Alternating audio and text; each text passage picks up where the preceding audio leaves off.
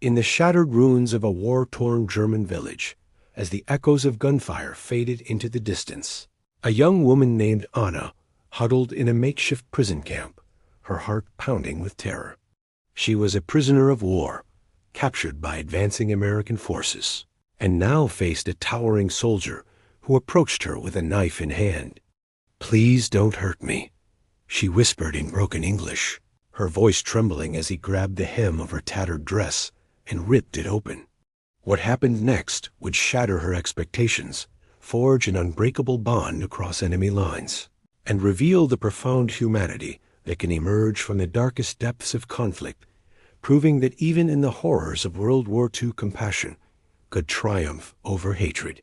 Stick with me through this emotional journey, and by the end, you'll see how one act of kindness changed lives forever, inspiring us all to look beyond the uniforms and see the souls within. A soldier, whose name was Lieutenant John Harding, was a man hardened by years of combat. He had seen the very worst of humanity, and the lines on his face told stories of battles fought and friends lost. As he approached Anna, his expression was grim, unreadable. For Anna, every nightmare she had ever imagined was converging in this one terrifying moment. The war had taken everything from her home, her family, her sense of safety. Now, she feared it would take her life. When Harding grabbed her dress, she squeezed her eyes shut, bracing for the worst. The sound of tearing fabric was loud in the sudden quiet of the camp, but instead of the sharp pain she anticipated, she felt something else entirely. Harding wasn't hurting her. He knelt before her, and with a surprising gentleness, he began to work on her leg. Confused, Anna opened her eyes. She saw that the tear in her dress had revealed a deep, jagged gash on her shin, a wound she'd received days earlier while fleeing the fighting. It was swollen, infected, and caked with dirt. The knife in Harding's hand wasn't a weapon of violence, but a tool of healing. He carefully cleaned the wound, his movements precise and focused. He then reached into his own medical kit, pulled out a precious roll of bandages, and expertly wrapped her injured leg. Throughout the entire process, he didn't say a word.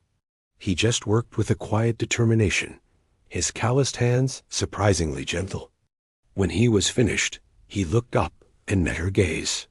For the first time, Anna saw not a monster, but a man.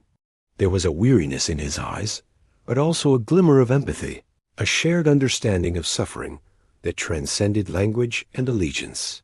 He gave her a small, almost imperceptible nod, then stood up and walked away, disappearing back into the chaos of the war. That single act of kindness was a lifeline for Anna. In a world that had become relentlessly cruel, it was a powerful reminder that humanity still existed. It gave her the strength to endure the difficult weeks that followed in the prison camp. She held on to that memory, a beacon of hope in the overwhelming darkness. After the war ended and she was released, Anna returned to what was left of her village, determined to rebuild her life. Years passed. The world moved on, and the scars of war slowly began to fade, but Anna never forgot the American soldier who had shown her compassion when she expected none. She often wondered what had become of him, if he had survived the war, if he had a family. The memory of his kindness became a cornerstone of her new life, inspiring her to help others and to always look for the good in people, no matter their background. One day, decades later, Anna, now a grandmother, was sharing her story with her grandchildren. One of them, fascinated by the tale, decided to use the power of the internet to try and find the mysterious soldier. With only a name, a rank, and a time and place, the search seemed impossible. But against all odds, they found him. John Harding was alive, living a quiet life in a small town in Ohio. A meeting was arranged. The reunion was incredibly emotional.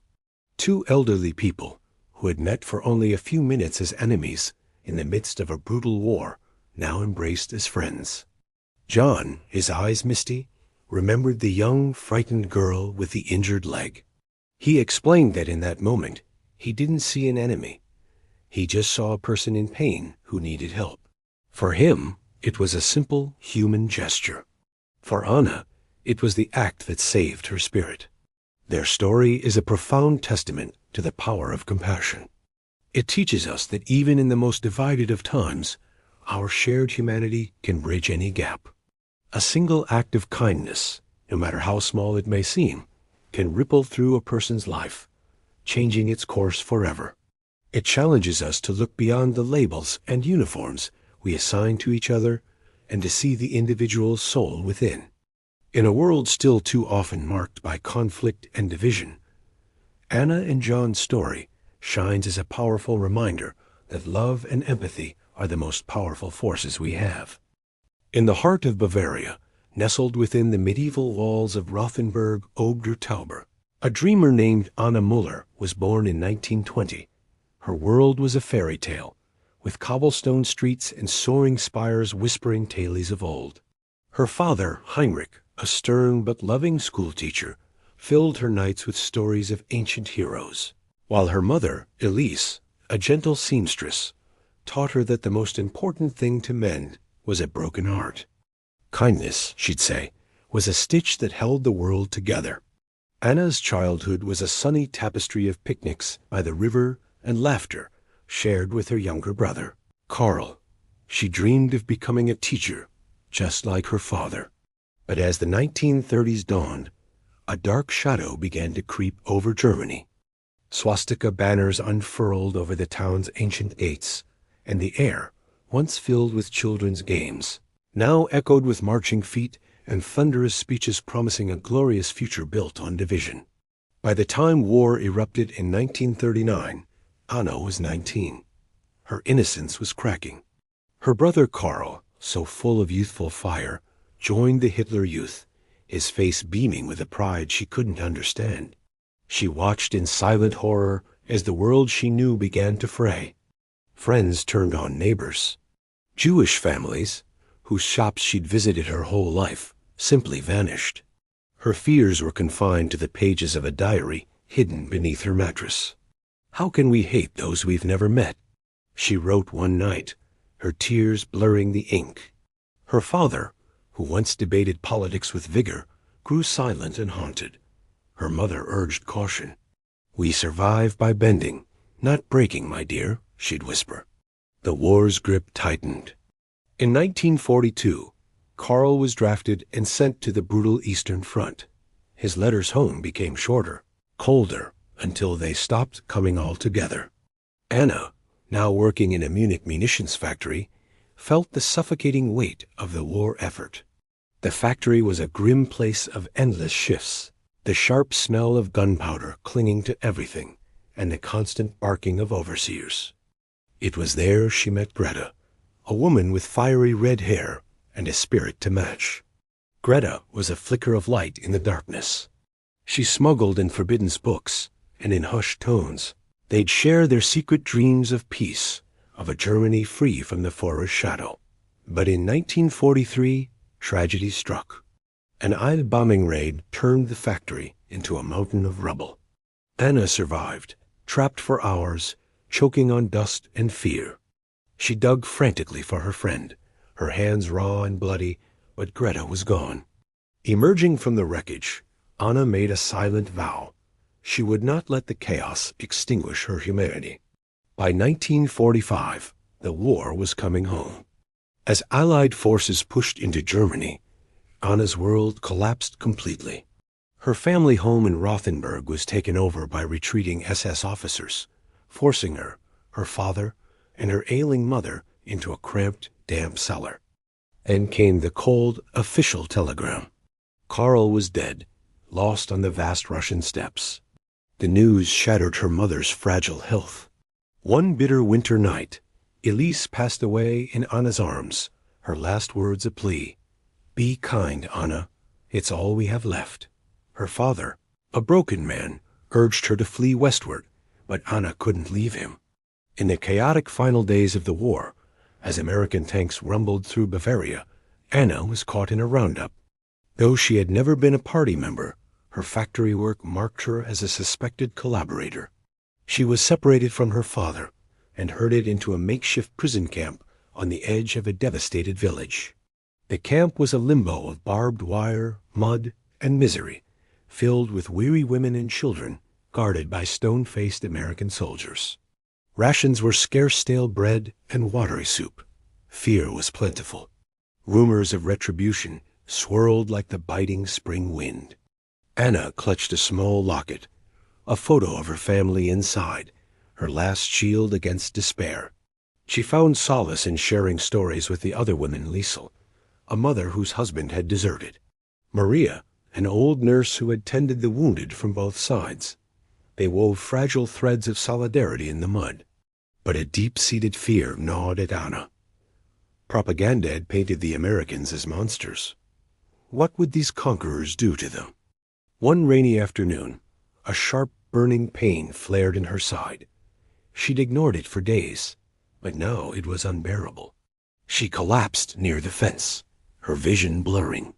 That's when she caught the eye of a young soldier on patrol. His name was Sergeant Elias Harper, a farm boy from Iowa, his face aged by the horrors he'd seen from Normandy to the Rhine. He approached cautiously. Anna flinched, her mind screaming with everything she'd been told to fear. "Bit, tun si mir nicht weh," she whispered. "Please, don't hurt me." Elias didn't understand her words, but he understood her pain. He knelt beside her, and with a swift, decisive motion, he drew his knife. Anna's breath caught in her throat.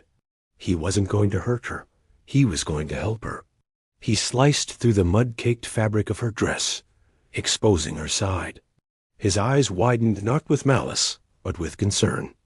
A festering shrapnel wound, angry and red, pulsed beneath her skin. "Medic!" he bellowed, his voice cutting through the downpour. That single urgent act of kindness was a pivot point, challenging everything Anna believed and igniting a tiny spark of hope in the ashes of her world. The camp medic, a gruff but gentle New Yorker, cleaned and bandaged Anna's wound under Elias's watchful gaze. Her initial terror slowly melted into a hesitant gratitude. Later, Elias returned with a piece of chocolate and unimaginable luxury and a pocket dictionary. Through halting gestures and broken words, they began to build a bridge. He told her about his life in Iowa, about the endless cornfields and the sweetheart waiting for him. He spoke of his brother, lost at Pearl Harbor, the loss that drove him to enlist. In return, Anna shared pieces of her own story, her voice cracking as she spoke of Carl and her mother.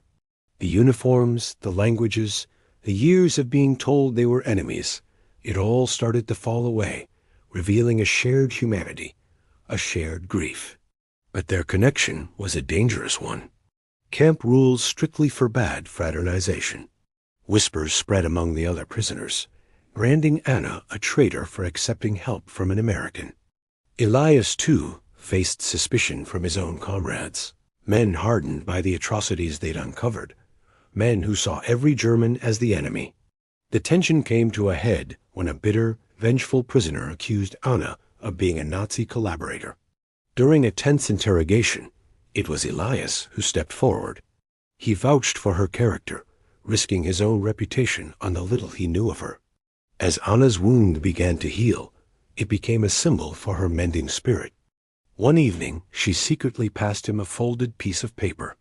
On it were 4 simple words: "Danke für die Güte." Thank you for the kindness.